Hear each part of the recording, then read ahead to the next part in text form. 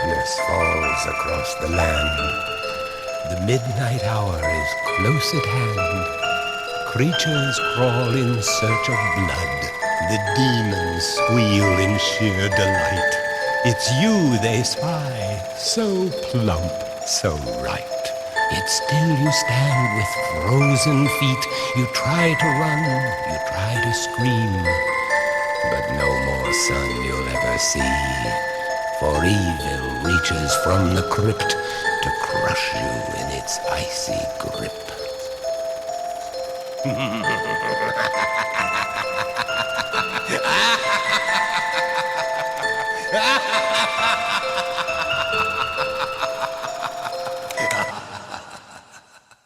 G'day, Tragic here, and welcome to turn one of Touch of Evil. And everything's set up and ready to go. Doing slightly different thing now. I'm making the sort of setup as like an introduction, just sort of rambling, you know, channel announcements and stuff. And I'm going to start doing the character introductions in the turn one video, just because I think it might work out a little better that way. So let's just quickly get this out of the way. The first player, the current first player, is Frederick Leon, the foreign diplomat. Now his ability is Escort, while in any town space, may pay 2 investigations as an action to take a militar marker. The militar travels with him and may only be used by him. It limits to 1.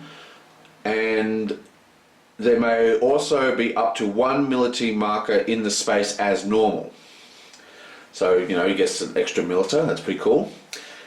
Intrigue, it may pay 2 investigations at any time to draw an event card, which is huge.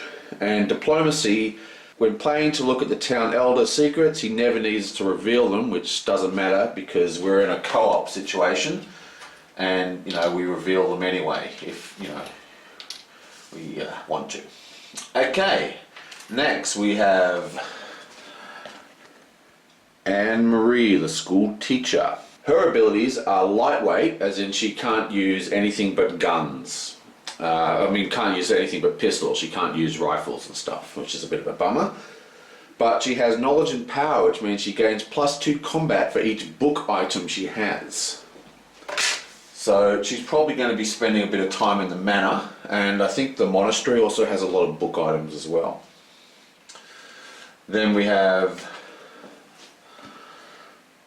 Maria de la Rosa, the smuggler. Her abilities are barter, town items cost 1 less investigation to purchase. Meh, that's such a big lot of meh.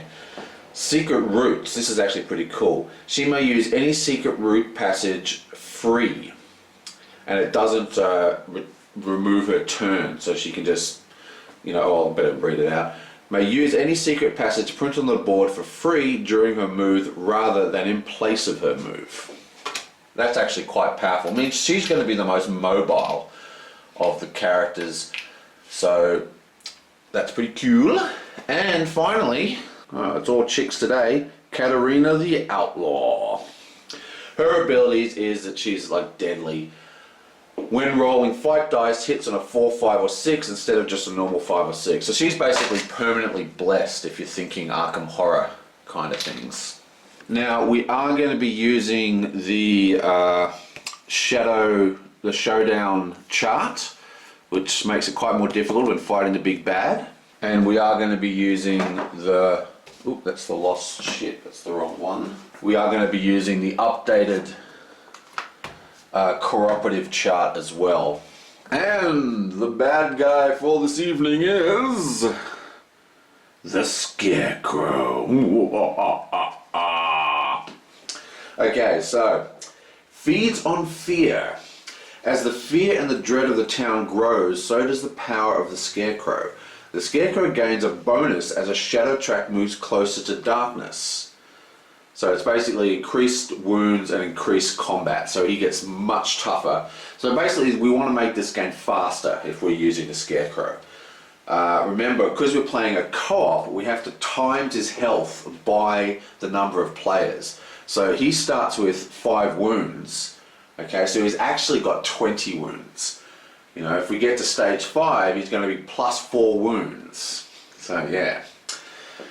And these advanced abilities are well hidden. Heroes must pay twice the cost listed on their lair cards to start a showdown with the Scarecrow. Now that's going to be quite harsh because we're doing co-op, which means we want to all get into the fights at the same time, so everyone's going to have to be stocked full of money. Flammable. A hero may discard any keyword fire item while fighting the Scarecrow to gain +5 fight dice for one attack. That's huge.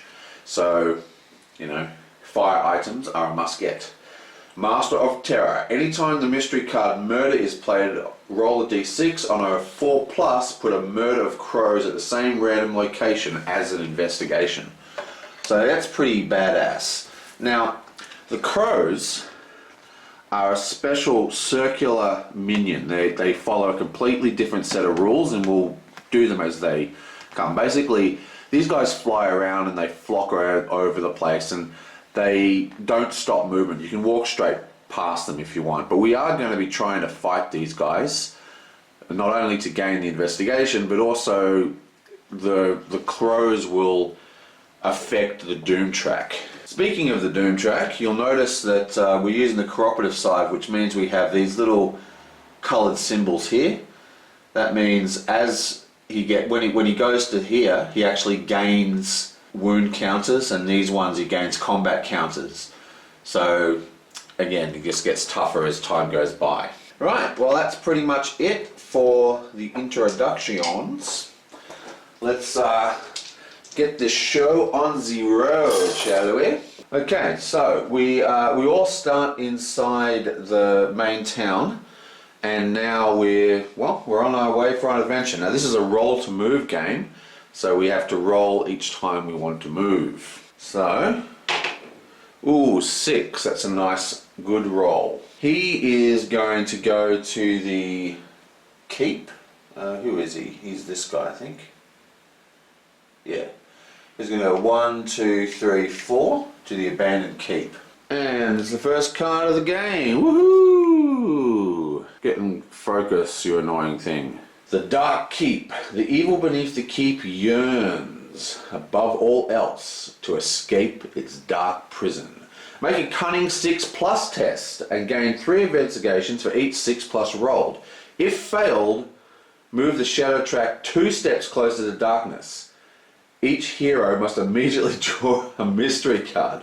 Wow, that's a horrible, horrible card. Luckily, he has a base cunning of 4, which is actually the highest, so he's got the best chance of beating this out of all the characters. So that's 4 dice. We need 6s. Any 6s, please. Boo, 1 6. Thank you. And that gives him 3.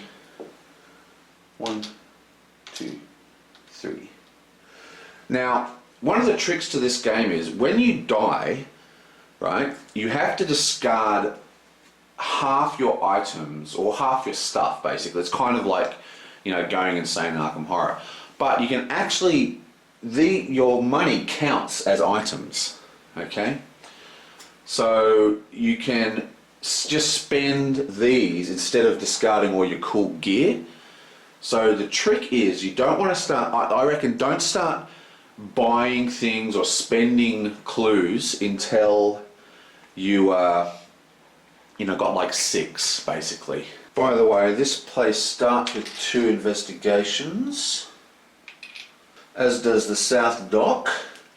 This is just to encourage people to move into these new maps a little faster. And does the North Dock. You have 3 investigations out here in the icy waters. I think that's it. Alright, let's roll again. This time we are rolling for Anne-Marie. She gets a 5. And she's going to go straight to the manor. Where's the book? 1, 2, 3. Straight to the manor. Yaboink. Cross. This is an item. Excellent. Any vampire, ghost or demon you are fighting has -1 fight dice for a minimum of 1. Discard to prevent 1 wound to any hero or town elder in your space, including yourself. Nice. Well, she's got her first item. Now, it's interesting to note, the way this game works is that there's carrying limits. And what that means is, you can carry one item from each corner location. So she's now got a manor item. That's it for manor items. And you're also allowed to have 3 town items. There's 3 locations you can get town items. You can get items from the blacksmith here, I believe it is. You can get items from the monastery, and you can get items from the town down over here on the coast. Now, even though there's 3 locations, you're still only allowed a total of 3 town items at any one time. So hand management's quite important. Okay, so now it's time to roll for Mary Della Rosta. Look. She got a 3, which is not going to be enough for her to really get anywhere. You need a 4 to get out of town. 1, 2, 3, 4. So she's going to start heading up to the manor as well.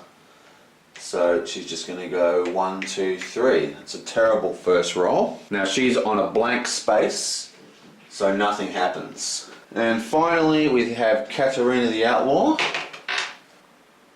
She rolls a 5. Now she's going to be basically a heavy duty puncher in the face kind of person. So she's going to go 1, 2, 3, 4 into the corner location at the manor. Now she's in that space, which means she can do a trade. You can do as many actions you like and do them in order. Now Anne is at the manor trying to find a tome.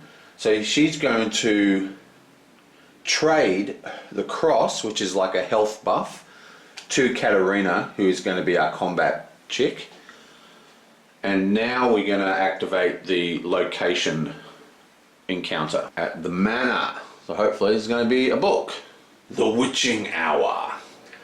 Surprised by the horrible gasp of cold hands pulling you into the darkness, you awaken sometime later, disorientated and bruised from a narrow escape. Make a combat 6+ test and gain 2 investigations for each 6+ rolled. If failed, take 2 wounds and immediately move to an encounter at a random location. Okay, so her combat is actually only 2, so it's not too easy this. We need a 6 to get past it. Can get the lucky 6 out and the 4. We'll leave the 2 snake eyes in the unlucky pile. Come on, 6. Boom! 5 and a 4, we fail. And we have to draw a random location.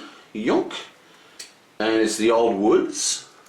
So the ghostly apparition surprises her and whisks her away in a puff of smoke and deposits her at the old woods, where she actually has to have an encounter. But even worse, she takes 2 whole wounds. Bam, bam. Right, and now she has to have another encounter at the old woods. Now the old woods is usually a combat zone, so could be bad. Crossroads, investigation.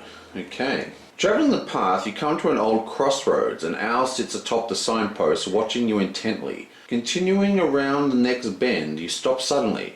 The same crossroads lies before you as the owl stares into your soul. Make a Spirit 4+ test and gain 1 investigation for every 4+ rolled. Okay, she has 2 dice, and this is just a spirit. Was it spirit? Yeah, it's a spirit test 4+, so it's 2 dice we get, and we got a 50-50, we just need a 4+. Boom! Where's that 6 when we need it? 1 investigation. Bam. Okay, so we now roll 2d6s on the cooperative mystery chart. Boom! This is the mystery phase. And we get a 6, which is March of Darkness. Every minion on the board immediately moves 2 spaces along. Well, there are no minions on. If there are no minions on the board, instead roll once on the villain's minion chart, re-rolling events, and place the minion at 2 random locations. Okay, so if it's a 3, it's a locust swarm, and if it's a 4 or a 5, it is a crow. So we roll on the minion chart. 1 doesn't matter because it's an event. Events do not occur. 6 does not matter because that's an event. 5, there we go. So it's 2 crows. And 1 appears at Town Square and the other appears at Town Hall. I did shuffle these, didn't I? Town Hall and Town Square. Now it's very important for us to clear these crows off the board, because if ever two crows are in the same space, then the shadow track moves. Now we have the mystery card itself. Yoink! It's a mystery. Roll once on the villain's minion chart and place a minion at a random board location. Move the shadow track one step closer to darkness. Okay, so that's pretty simple. This time we are allowed to have events occur. Okay, yabunk. And we get a 5, which is another crow, which goes to Icy Waters. Now, I better just read the crow's chart to you, because it's a little bit unusual for a minion. Look at all that text. Whoa. No fight. That means you don't have to fight them if you run into them. Whenever a murder of crows is rolled, put a crow's marker on the space as well as an additional crow's marker in every adjacent space. Oh shit, I haven't been doing that. For every crow marker that cannot be placed due to the limit of one crow per space, move the shadow track one step closer to darkness. Unlike other minions, crows do not displace existing minions and do not stop hero movement or escaping from a fight. Crows also do not prevent a hero in the same space from taking action, such as encountering locations. However, a hero enters or starts their movement in a space with a crow marker, or if the crows appear in the hero space, roll a d6. On a roll of 1, the hero must lose 1 investigation, item or ally, or wound, his choice. Any hero in a space with a crow's marker may try to drive them off as an action. Make a spirit or cunning 5+ test. If successful, the crow marker is removed from the board and the hero gains 3 investigations. And that's, my friends, why you should read the chart before you start playing. Okay, so there are no adjacent places on the Icy Waters. Technically, you could say this, and this is, but because it's got move 2 across the water, I'm just going to say no. This, on the other hand, is definitely adjacent, definitely adjacent, definitely adjacent. And this is definitely adjacent, definitely adjacent, definitely adjacent, definitely adjacent. So the hordes of flocks of crows have inundated the town. And lastly, before I forget, the shadow track has already moved 1. Boing! So there we go. And that is the end of turn 1 of A Touch of Evil. Well, that's quite exciting.